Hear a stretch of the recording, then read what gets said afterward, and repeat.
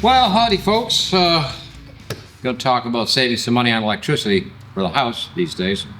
With a small solar setup, it's very achievable, but the payout, we'll go over that a little bit when we get into it. But what I did was setting this up, and I put some portables out. I left them outside. And portables are, I'm not really a big fan of portable solar panels, but there are some nice ones out there. And I'm just going to mention Zoop.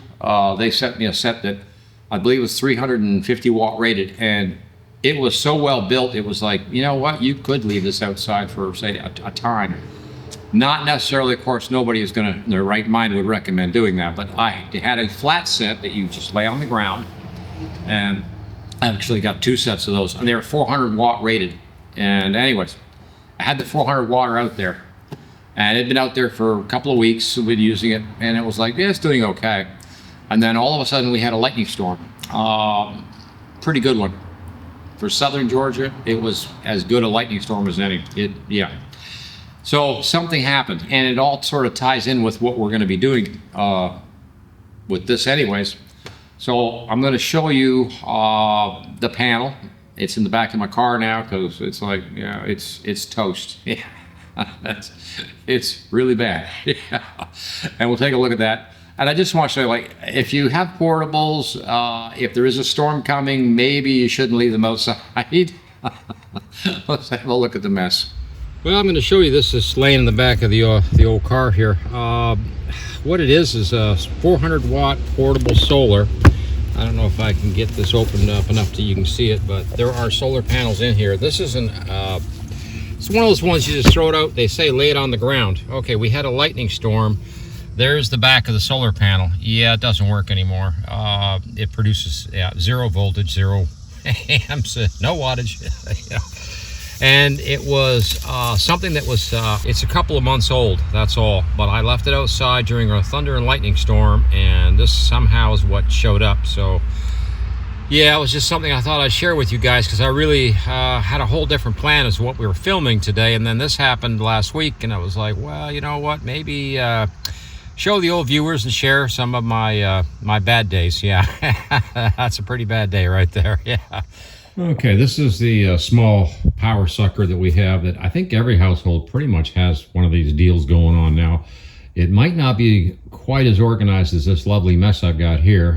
Really looks disgusting right now, but you know, I had a Rigid here as well, but I did away with the Rigid tools. Now we're down to just Ryobis and Craftsman at this point, but we also have all these chargers for cameras, and I have some more chargers up here for cameras and whatever up here as well. Plus, on the side of this, I had my garden tool charger. It was a 40 volt Cobalt stuff, and we'll be putting that back once we get this thing relocated. I'm going to take this out to the shop, nail it to the wall there, and we're going to plug it into solar, because this thing is, well, here's about 20 kilowatt hours a month running out of the house, that just running night and day, you know.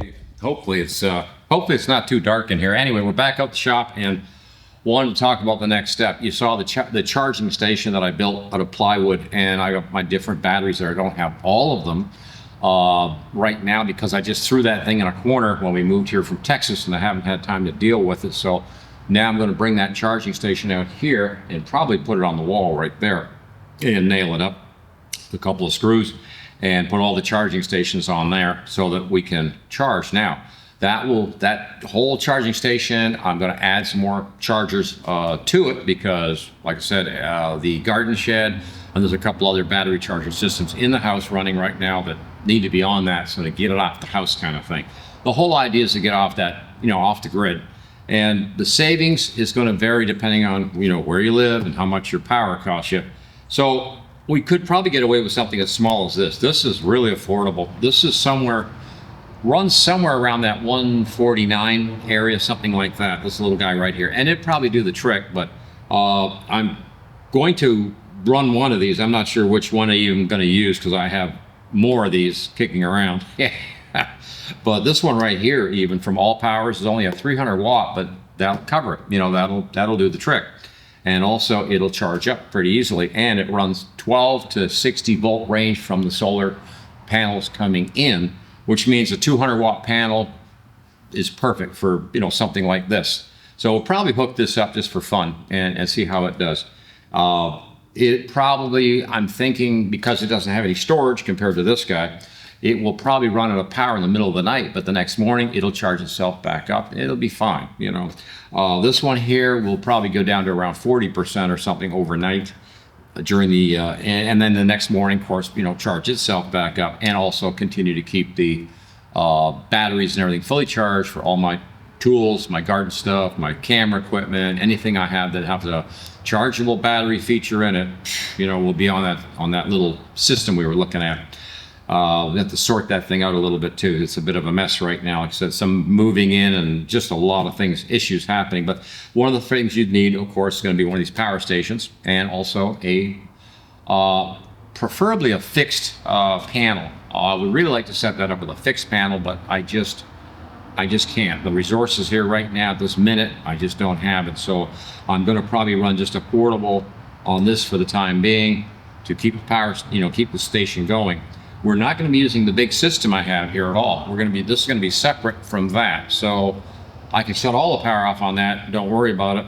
This will run on its own, and it'll just be run, you know, it can be run night and day, or if you have a little bit of OCD, you could come out at night and shut this thing off, and then the next morning start it back up or something. And that would save you a little bit of, I don't know, maybe some lifetime on this or something. The cost, however, this, like I said, about $149.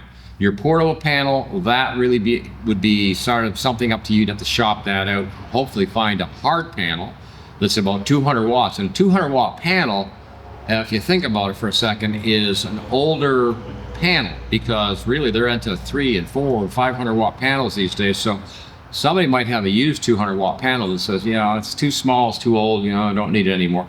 And you might be able to pick it up for like $50 or something like that, who knows. And tie that into this, tie that into your charge station. Now you're saving on electricity for the house, which is what we were looking for. The cost in Texas was really high. We were paying a lot per kilowatt hour. It was horrifying how much we were paying. And something like this would, you know, pay for itself in the first year in Texas. Now, I'm in southern Georgia right now, southeastern Georgia, and the electricity here is very reasonable for what it is for the time being. Of course, maybe data centers will screw that up, right? Yeah, could happen. And there was a motorcycle just went by with really loud pipes on it, but whatever. Anyway, so this would take, theoretically, if I had bought all this stuff that I'm going to be using, it would take a couple of years before you actually are like saving, you know, on the situation. But you're saving off the house immediately, and I kind of like the idea of reducing whatever the house needs for electricity. This is one way to start getting away from that. Something major like the refrigerator or something like that, maybe someday we'll cover that. But right now, what I'm trying to do is get all those little chargers that are running. You figure those little battery chargers are running 24/7. Yeah, 24 hours a day, 7 days a week, and month to month, it's on your electric bill, whether you can see it or not. It's there, you know. And this one here, this is where things get a little dicey, but I have to really study the power bill to see where we're at. But if we come in under 1,000 kilowatt hours per month, which would not be much electricity really to speak of, yeah, that's very little, we would be 8 cents per kilowatt hour. That's how much charge we would have. So we would pay $80 or $100 or whatever for the electric bill. And that would be really sweet, but not gonna happen right now anyways, not with something like this. But if it edges this thing down below 1,000, you know, in a month, that would be a savings. Now, I do have someone in mind, and he pays, I think he said it was 49 or 50 cents a kilowatt hour. So even a system like this would pay for itself at first year, I guess, because the savings, you know. So his is high. But over time, it would save enough money that, you know, eventually it'll pay for itself. So it's a matter of time. So if your bill right now is not too bad and your power is kind of cheap, you might take 3 or 4 years to pay for itself. That's not great, but you know, still think about this for a second. If the grid goes off, and the grid's off for like 3 weeks or something like that from a terrible storm, all your tools, maybe your flashlights, because I have flashlights that are on these systems as well, everything is ready to go, you know, and it's ready to go every day, you know. So you know, that part's kind of convenient. It's kind of nice to have that. It's an afterthought, whatever. But the idea right now is just save some money. So let's get this hooked up, and we'll probably bring this charge station out. I'm going to nail it to that piece of, I guess, that plywood right there. I've got no place else to put it right now, so I think we'll just nail it up there. I was going to lay this out different than I did, and I probably should reconsider what I'm doing. So I'm going to get the tape measure up and just check a couple of things, but I'm pretty sure that's where we're going to have to put it for the time being. I didn't leave myself the space I should have for this crazy little setup. Yeah. Okay, there you are. We're all set up, sort of. We've got this little guy. He's on solar now, so he's being charged by solar. And his AC is on, obviously, and running all the charging here. This does not work. I mean, it's working right now and it's doing what it needs to be doing, but I've got plans for the future, so that means, yeah, this is not going to work for the future. So what I want to do is I really need this, well, a little closer to the wall that way, and I'd like to bring it down more, so I need to get this out of here and get it down here where I'd like to have it out of the way. But overall, one of the things I was looking at too was the possibility of maybe move this cabinet over to that wall and turn everything away this way to get more space and access to this stuff. I'd really like to bring this thing down.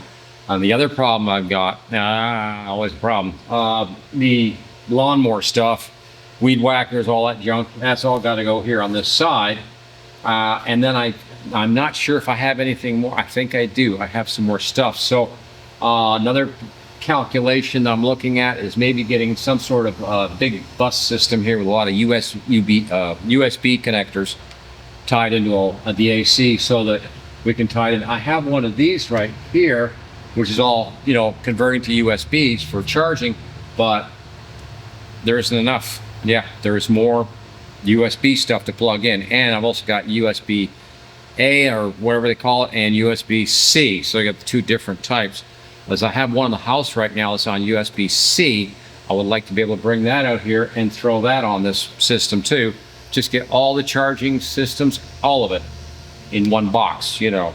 So eventually I think all this is going to have to be rearranged. This is fine for today, just the demonstration idea, whatever.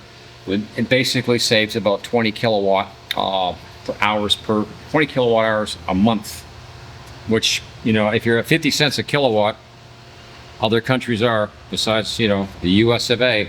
So if you are, then you are paying, that's costing you some money, yeah, per month to have all these chargers just sitting there, just running night and day, keeping your batteries charged for your tools, such as the Craftsman, Ryobi, Rigid, whatever you're using. I also have, like I said, 40 volt over here for Cobalt stuff. So, and I haven't measured the Cobalt, and it's a 40 volt charger. It's probably, you know, probably sucked some pretty good energy out of it. Right now, when I just fired this up, and all these batteries are charged, most of these are charged, they're not doing anything. I was already at 45 watts and coming up to higher because I've got some batteries to charge for the cameras and what have you. So this is some way to knock a few dollars off that electric bill, you know, for the time being. And let's face it, electricity, the cost will only go up. I don't see it ever going down, you know, ever. So, yeah. So this at least slows that situation down, saves you some money, and you get yourself, you know, it's nice when you go to the power station and you'll think, oh, I need a battery for such and such that's charging. You know where to go, right there, you know, a little charging station. This was really interesting because when I started this project, I only had a couple chargers, it was no big deal. Now I feel like I should have built something, you know, this big, you know, for all the charging stations I have, because there is just so many. I would actually probably redesign this thing or something, because we've got all these little quirky ones like this that, you know, and there's no way to mount them or anything unless you know, 3D print something maybe. Could happen.